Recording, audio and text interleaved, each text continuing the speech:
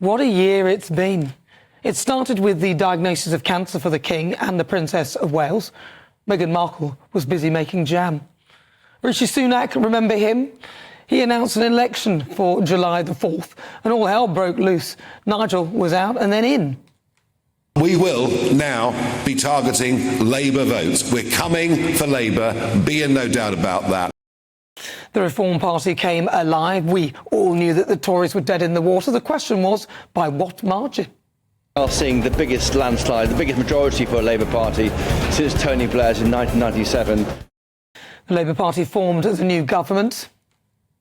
Change begins now.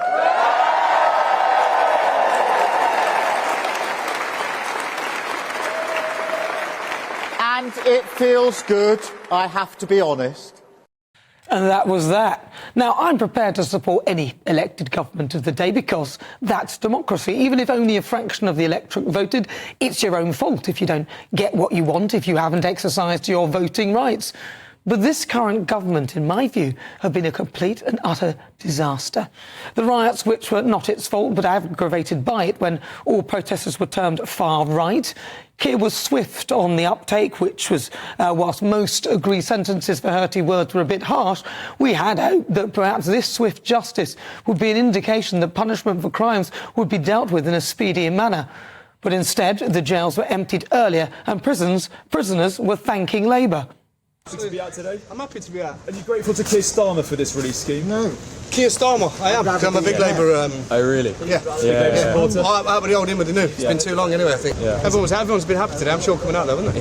There's been a lot of happy people faces in the house, that's for sure. Yeah. So you're grateful to Labour and you're grateful to the... 100%. Yeah. I'm vote Labour all my life. Yeah. Labour's the one. Since then, we've had Freebie Gate. A Labour MP for South Shields, Emma Buck, gives her freebies to charity. He gives them away. Why won't you give things you've had for free back to charity or to a good cause?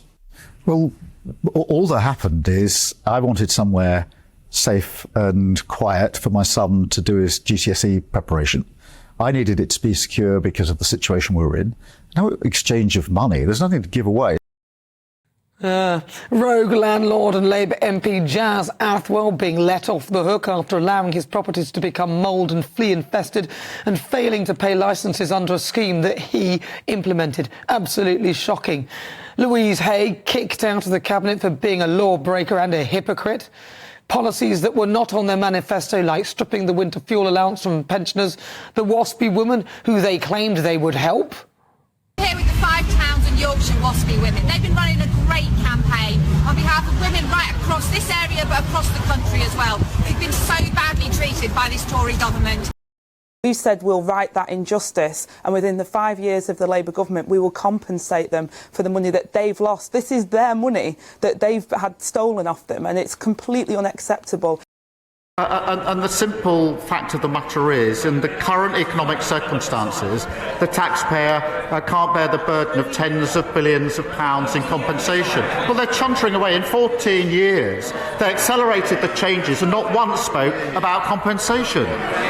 Talk about flip-flop. The farmers who they've crushed going back on a promise. This is a fair deal for farmers, whilst also ensuring that we bring in the money to get our public finances back on a firm footing.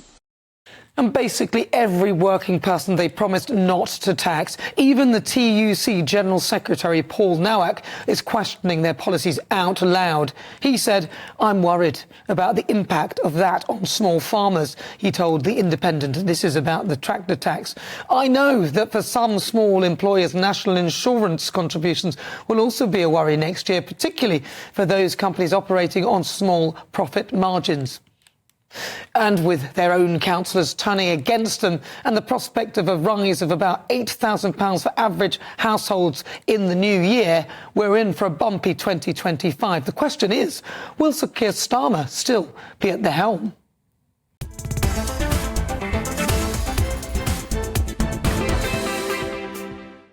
But joining me now is journalist and political commentator Jonathan Liss and also broadcaster and journalist Danny Kelly. Right, I'm going to start with you. Jonathan Liss, what do you think? About the year that's just been? Yes, about the year that's been. I mean, there was a brief moment where I discussed Rishi Sunak, but, but then there's a lot more that has happened under the Labour government.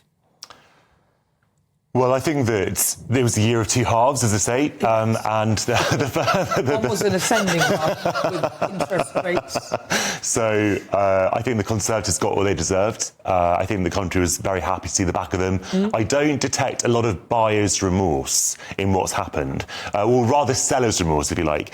You might hear a lot of people being disappointed with the Labour government. I get that, but I haven't heard anyone saying, "Oh, we shouldn't have got rid of the Conservatives." So that's dangerous, the Conservatives, because even though people are complaining about the other side, they're certainly not sort of angling for any return of the Tories. So we are in kind of political stalemate territory right now, kind of a plague on all your houses. Now, even the Reform Party, which we were talking about a little while ago, even in the very enthusiastic poll, or it's a generous poll, you might say, I think they were projected to maybe win 80 seats.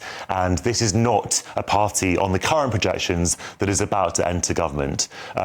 Maybe there will be some kind of deal between the Conservatives and Reform. We just don't know what the situation, the landscape is going to be looking like in 4 years' time. But yes, I think it's been a disappointing start in many ways from the Labour government. I think that they have committed unforced errors.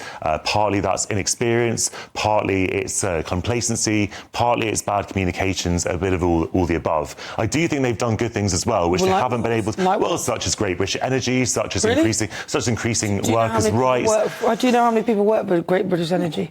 Well, obviously these things take a lot of time. These things take time. I think the renationalising the railways, I think that's a very popular policy around the country. There have been things that have been wrong as well, and that clearly we talk a lot about those things on GB News, but has not been the full-scale car crash that some people on the right are painting. You don't think so? No, I don't. All right, Danny Kelly, has it been a full-scale car crash with the Labour Party? Well, it certainly hasn't been a year of two halves. I've never heard that expression once. It was a game of two halves. That was the joke, wasn't it? Oh, sorry. I think it went over my head then. He was being funny, Dan. I see. Sarcastic. I've worked with Jonathan a number of times. Sarcasm wasn't the top of his comedic list, and I fell for it. So, look, has it been a game of two halves, a year of two halves? Well, yes. I mean, I know of people, Jonathan alluded to the fact that he doesn't know of anyone who regrets not having a Tory government. That may say more about the circle of friends that you have than a general consensus for the national interest. But I know of people who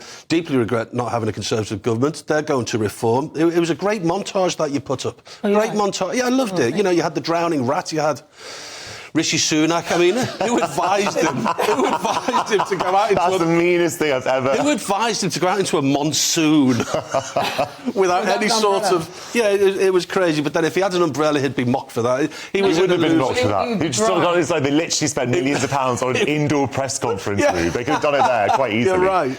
That's right. The legacy of COVID, of course, he could have just done it indoors. Reform, I think, are going to be the big news of 2025. I really do. I think that they are gaining a hell of a lot of support. The summer riots will be something that people will always remember. And, so going back to Keir Starmer, will he be in power? I think he's going to be in power for the next 4 years. I really do. Do you think? I do. I think, but don't underestimate reform.